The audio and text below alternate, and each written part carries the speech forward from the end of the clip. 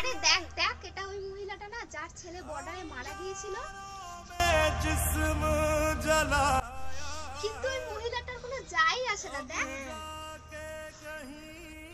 সরকার এতগুলো টাকা দিয়েছে, কি আর যাই আসবে বল।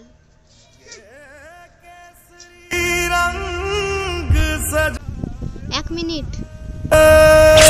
প্রথম কথা, এনার ছেলে মারা যায়নি, এনার ছেলে শহীদ হয়েছে। দ্বিতীয় কথা, টাকা পয়সা ধন সম্পত্তি শহীদের অভাব পূরণ করতে পারে না।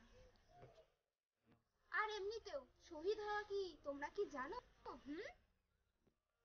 একদিন নিজের ছেলেকে নিজের থেকে দূরে রেখে দেখো, সব বুঝতে পারবে।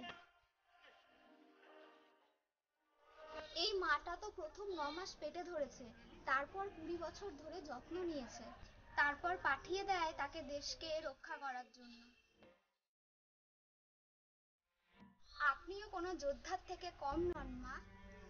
तेरी मिट्टी में मिल जावा गुल